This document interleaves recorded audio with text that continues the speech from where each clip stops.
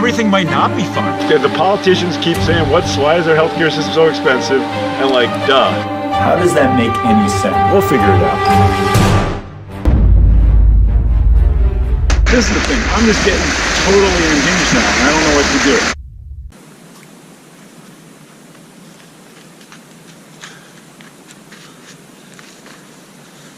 How's it going? It's another snowy day, which is nice. We expect that in the winter here in Maryland. It's beautiful forest when it snows. So I wanted to talk a little bit about our Medicare system. And we've talked a little about this before, but as usual, 2019 brings us new changes to Medicare that we in primary care have to grapple with. And they're not easy.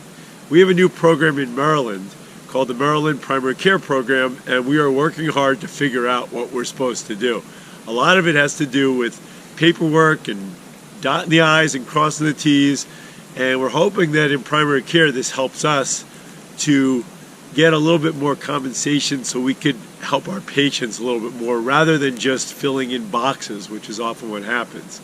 The Medicare system, as it now sits, is still being talked about as the best system for creating a national health care system. And I, for one, as a doctor, am in favor of a system, however we get to that point, where everybody has health insurance, or at least everyone has access to health care.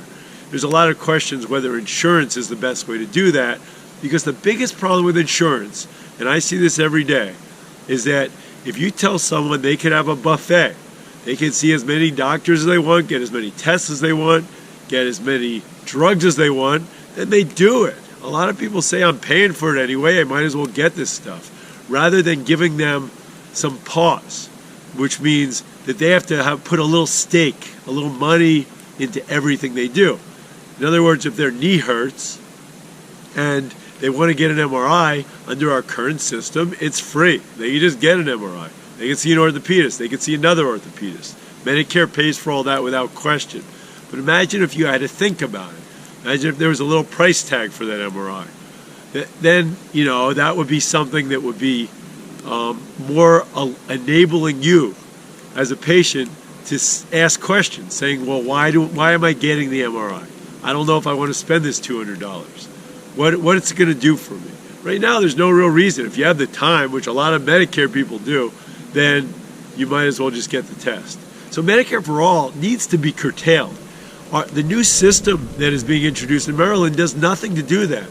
The patients will notice no changes. For us doctors, we have to go through a lot of hoops, do a lot of paperwork. We just bought a bunch of binders. We have to create 5 or 6 binders, so if we get audited, we can say we're doing this, that, and this, including having a patient panel that meets quarterly and talks about our practice. The nonsense is beyond belief. We're hiring another person to our office just to go through these hoops to help us out. But from the patient side, it's not going to make a difference. That's my biggest fear. So what will make a difference, in my opinion, are a couple things. First of all, patient education is crucial. Under none of these systems, we just had our last podcast, we talked about cholesterol. And I heard, since we've done that, I heard this, again, a cardiologist, all these great cardiologists coming out of the woodwork.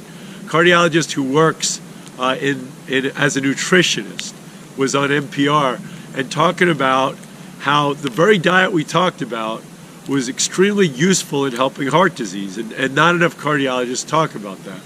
And then so the questioner asked the cardiologist, so as a patient, how can patients find out what's the best way to go? What's the best diet? And the cardiologist said, we don't have a mechanism. Because doctors don't do it. Doctors not only are not trained in nutrition, but are actually incentivized not to do it. Cardiologists are incentivized to give you tests, to put you on drugs. That's how they're incentivized. They are not incentivized to talk to you about nutrition. If a cardiologist spent all the time talking about nutrition and not giving you stress tests and echocardiograms and statins, that cardiologist would only make as much money as I do, and that would be embarrassing to a cardiologist. How do patients find out what the best diet is? How do patients find out whether this MRI is really useful? How do patients find out when or if they should be on a statin? when or if they should be on a blood pressure medicine. What's the best blood pressure? That's patient education. And nowhere in any reform is that being talked about. All these hoops we're going through have nothing to do with that. In fact, most of the things we have to do are things we have to force upon patients. So we have to control their blood pressure below a certain level if we're going to get credit for this new program. What if my patient actually doesn't do well at that blood pressure? What if my patient has questions about whether they would prefer to back off on their blood pressure medicines? Maybe this particular patient needs a higher pressure. That doesn't matter. We're told what we have to do, and it doesn't matter who that patient is in front of us. We have to do that to every patient, the same thing, generic. Those are the reforms. So if we're going to have a Medicare for all system, the number one thing we have to do is provide patient education. I've told you before about the theaters myself and Eric Rifkin use to try to show the risks and benefits of various interventions to particular patients. I think those kind of things are a good way to start, and somehow we have to insist that if a doctor is going to do a stress test, that doctor or another doctor has a full disclosure discussion with the patient about the risks and benefits of that test. And the patient should have to pay a little bit of money to get the test, so the patient has pause and wants to be involved in that. So the health insurance costs would go down, the out-of-pocket costs would go up a little bit. That would be good for everybody, because people who got fewer tests and procedures would actually save money. And as we've learned from a lot of these podcasts and what I know from my reading, most tests and procedures do not help you live longer. It's your own behavior that does, and also dealing with acute illness. So hopefully they'll come up with a program that actually deals with this. Until then, I'm going to keep doing my podcasts and books and articles. And if anyone ever has questions about where to find information about particular things, just pop me an email anytime. My information is after this.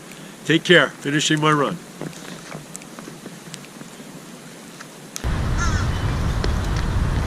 Hey, hope you like the podcast. We'll be back next week. I'm going to give you some information. If you want to check the website, if you want to email me, if you got your own stories, let's talk about it. See you next week.